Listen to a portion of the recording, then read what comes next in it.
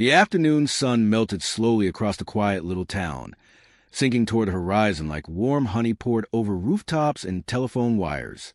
Its orange glow washed over the weathered diner at the corner of Mills Road, turning the windows into glowing squares of amber. Inside, the lunch rush had ended hours ago, and only the soft clinking of plates, the low hum of conversation, and the sizzle of the kitchen grill filled the silence. At least, until something powerful broke through it. At first it was a faint rumble, hardly noticeable. But the sound grew quickly, rolling through the streets like thunder crawling down from far-off mountains. The ground seemed to vibrate. The windows trembled in their frames, and every person inside the diner glanced up at the same time, their eyebrows knitting with mix of curiosity and fear. Then came the roar. Motorcycle engines, loud, raw, unfiltered, cut through the peaceful afternoon like a jagged blade. The noise swept through town, rattling the quiet, shattering the calm, and making forks freeze halfway to waiting mouths. Even the waitress, who had worked here for 19 steady years and had seen her share of troublemakers, felt her breath hitch. Moments later, the diner door creaked open. 6 men stepped in. Not just any men, 6 Hell's Angels. They didn't enter loudly. They didn't need to. Their presence alone filled the place, like a dark storm cloud rolling into a sunlit field. Heavy boots thudded against the tiled floor. Leather vests clung to broad shoulders. Tattoos crawled up arms like silent warnings carved into skin. These were men who had lived a lifetime on the road, men who carried stories in their eyes and danger in their shadows. People whispered. Some pretended not to stare. Others didn't bother hiding their fear. An elderly couple tightened their grip on each other's hands. A young mother pulled her son closer. Even the cook peeked anxiously over the metal counter, his spatula frozen midair. The waitress swallowed hard, trying to steady her shaking hands as she approached. What can I get for you, gentlemen? The biggest of them, a towering man with iron scars on his forearms and eyes that had witnessed both storms and sins, responded in a deep rumble. Just lunch. Thank you. That was all. No threats. No trouble. No raised voices. And slowly, inch by inch, the tension in the diner loosened. The bikers slid into the corner booth, speaking in quiet tones as they ordered their food. Outside, their motorcycles gleamed under the afternoon sun like steel wolves resting after a long hunt. Inside, customers pretended to relax, but the aura around the men was still heavy, intimidating, powerful. They looked like the kind of men children were warned to avoid. Dark leather, long beards, eyes that had stared down danger. So many times danger finally learned to blink first, which is exactly why the next moment shocked every soul in the diner into pure, breathless silence. The little bell above the diner door jingled softly, but this time it wasn't another biker. It was a little girl. She couldn't have been more than 6 years old. She wore dusty pink shoes, scuffed at the toes like she walked a long way, and clutched a small paper bag filled with crayons. Her hair was tied in a loose ponytail, and her cheeks were smudged with the faint dirt of wandering. She stepped inside alone. No mother behind her. No adult at all. People exchanged confused glances. Why was she here by herself? Where'd she come from? Why did she walk in so confidently, as if she had done this 100 times before? But the girl didn't seem lost. She didn't seem frightened. Instead, her wide eyes swept the diner with an expression that held far too much memory for someone so small. And then she saw them, the Hell's Angels. Her gaze locked onto corner booth, specifically onto the biggest man among them, Jackson Hale, a man known on the road for a reputation as hard as steel and a past carved with more scars and stories he was willing to tell. Without hesitation and without fear, she walked toward them, one tiny step, then another. Her little shoes tapped softly against the old diner floor, echoing louder than the motorcycle engines had moments ago, because no one could wrap their mind around what they were seeing. The waitress covered her mouth. A trucker near the counter whispered, "What is she doing?" An older man muttered, "That child has no idea who she's approaching." But the girl did not turn back. She walked right up to the booth and stopped beside Jackson Hale. The room was frozen. Not a single person exhaled. Jackson slowly lifted his head, confused, expecting her to run or hide, or maybe say she was lost. But instead, the little girl offered the softest, warmest smile. Then she lifted her tiny hand and lightly touched the tattoo inked on his arm, a winged skull wrapped in roses. "Hello, sir," she said gently. "My mother has a tattoo just like yours." The diner seemed to collapse into total silence. Jackson's fork slipped from his hand, clattering sharply against the plate. His brothers looked up, startled. Conversations died mid-sentence. Every eye in the diner burned onto that booth.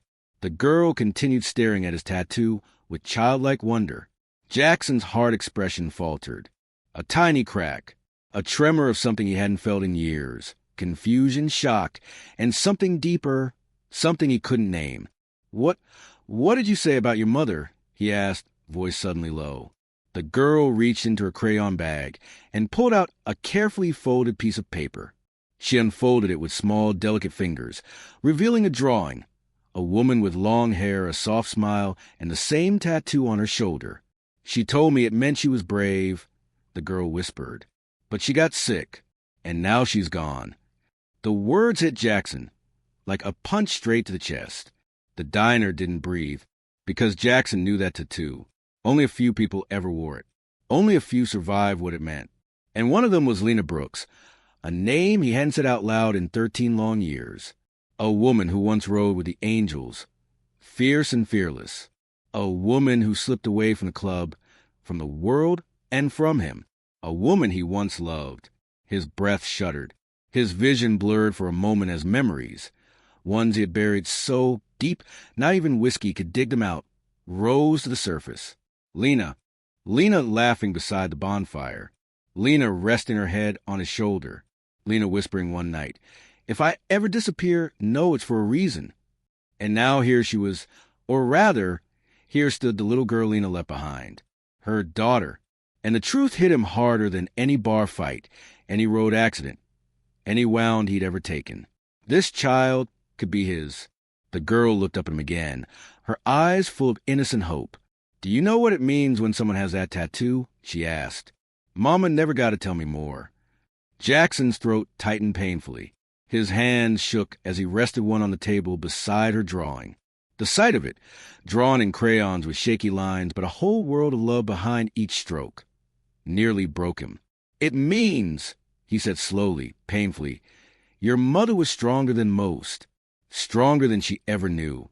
And she wasn't alone. Not then, not now." The girl's eyes shimmered, and then, without hesitation, she wrapped her tiny arms around him. Jackson froze, for a heartbeat, for an eternity, and then he held her back. A man who had lost, broken, survived, and hardened himself for years, melted in the arms of a child he had never met, but somehow felt connected to in ways he could not explain. A single tear escaped. His brothers looked away respectfully. Hardened men softened, realizing the truth unfolding in front of them. This moment, this unlikely, impossible moment, was changing everything, and it was only the beginning.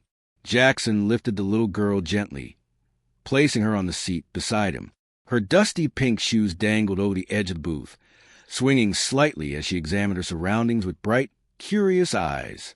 She took fries from his plate, giggling softly as crumbs fell to the table. Each small gesture, each innocent smile, seemed to stitch pieces of his broken heart back together. I want to show you something," she said, pulling out more of her drawings. Scenes of her mother teaching her to ride a bike, coloring together, the two of them laughing under the sun. Every detail was filled with love, the kind of love Jackson hadn't realized he'd been missing all these years. He studied every drawing, his thumb brushing lightly over the crayon lines. It was as if Lena had lived on through her daughter, keeping the memory alive, quietly protecting him with every story she'd pass along. For the first time in years, Jackson felt the warmth of hope, a quiet, unexpected light in a world that had been dark for far too long. But then came the question that tightened his chest and made his throat raw. "Where are you staying?" he asked carefully. The girl hesitated. Her small fingers fidgeted with the edge of the table. I don't really have a home anymore. I just go where I can," she admitted softly. The words struck Jackson like a hammer to his chest. the emptiness, the years lost, the possibility of making things right. It all collided at once. A fierce, protective instinct rose within him, stronger than anything he felt in years. This was not just a child. This was family, his family, waiting for him in the most unexpected way. Jackson rose from the booth, towering over the little girl as he looked around the diner. His brothers, silent and watchful, gave him nods of understanding. They knew the rules of the road, the weight of loyalty, but even they hadn't seen this coming. They knew enough to recognize a life in need, and they knew Jackson had found one that could never be left behind. That evening, the sun had begun to dip behind the town's rooftops when the Hells Angels revved their engines once more. But this time, it wasn't intimidation that carried them down the streets. It was protection, guardianship. The little girl sat safely in front of Jackson on his bike, her small hands wrapped securely around him, dusty pink shoes dangling, hair blowing in the wind, eyes sparkling with excitement. She looked like she belonged there, and in that moment, she did. Neighbors stepped onto their porches, mouse agape. A small crowd gathered at intersections, watching in stunned silence as a feared biker gang escorted a single child to the streets, their engines rumbling low and steady, a heartbeat of security in a world that had often been cruel. Murmurs spread like wildfire. Why would they? Who is she? And in their whispers there was awe and maybe even hope. Weeks passed, and Jackson's life transformed in ways he hadn't imagined. He found a safe home for the girl, a cozy little house near the outskirts of town, filled with sunlight, laughter, and walls ready to hold the stories of her mother. He built routines, carved out moments of normalcy, and became the father she never had but had always needed. Slowly, carefully, he allowed himself to hope that perhaps life could give second chances, that perhaps broken paths could merge into new beginnings. He introduced her to his brothers, to the other bikers who had once been shadows in his life. At first, the men were hesitant, their gruff exteriors masking uncertainty. But the little girl's charm, her courage, and her undeniable connection to Jackson melted even the toughest hearts. They helped her learn to ride, to read maps, to draw tattoos in crayon the way her mother had taught her. In return, she reminded them all what had once made life beautiful beyond the road: love, family, and trust. And all the while, Jackson kept her close. Every night, he'd sit on the porch with her, hearing about her day, her dreams, her fears. He told her stories of Lena, careful, joyful stories, meant to keep her mother alive in memory without reopening old wounds too sharply. Through her, Lena's spirit lived on, radiant, fearless, and unyieldingly kind. Months later, the little girl was laughing in the sunlight again. She had friends, stability, and a life full of the warmth Jackson had never allowed himself to feel. And Jackson, who had once believed that loss and regret defined his existence, found himself smiling more often than not, waking with purpose, and seeing hope in every corner of the small town he had once passed through without notice. One quiet evening, Jackson looked at her drawing, the one she had shown him the day she walked into the diner, framed carefully on the wall of her room. It depicted Lena smiling, the tattoo on her shoulder vivid and bright. Jackson felt a profound sense of completion.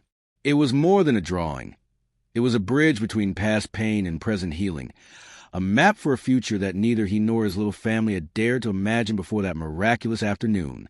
He held the girl close that night, rocking her gently as she whispered, "I love you, Daddy." Words he had never thought he would hear, a blessing that had arrived disguised as a child's trust and bravery. He kissed her forehead and whispered back, "I love you too, always." Through her laughter, through the stories she shared, through the quiet moments of daily life, Jackson realized that Lena had given him the greatest gift, a second chance at life, love, and family, and he vowed to never let fear, pride, or regret take that away from him again. The Hells Angels remained a presence in background, no longer just a gang of fearsome bikers, but protectors of the child who had walked into their world and changed it forever. In time, the town began to whisper different stories, not just of danger, but of compassion, courage, and extraordinary ways life could surprise even the hardest hearts. Jackson often thought about the day she had walked in alone. The little bell, the dusty pink shoes, the crayon drawings. Everything had been a message, A reminder that humanity could shine even in the darkest places, that second chances were real, and that love had the power to heal wounds thought permanent. Years later, when the girl had grown strong and confident under Jackson's guidance, she would remember that day as the start of something miraculous. She would remember the roar of motorcycles, the warmth of sunlight on her face, and the moment she chose bravery over fear. And she would always know that the man who once seemed like a stranger was, in truth, her father, the one Destiny had saved for her all along. And Jackson, now fully alive in ways he had never imagined, looked back on that quiet diner afternoon with gratitude and awe. He had been given a second chance, too, a chance to love, to nurture, to forgive, and to be part of a family he thought he had lost forever. Through laughter, tears, and the small, precious moment of everyday life, Jackson and the girl built a life rooted in love, memory, and hope. And in that life, Lena's spirit endured, radiant, fearless, and full of the kind of love that never truly dies. If this story touched your heart, if it reminded you that kindness, bravery, and humanity can appear when least expected, then let it live on. Like, share, and subscribe. Tell the world, tell the channel, and tell us in the comments. Would you trust a stranger if destiny brought them into your life this way? Because sometimes the most unlikely meetings can change everything. And sometimes a little girl with dusty pink shoes can teach even the hardest hearts how to love again.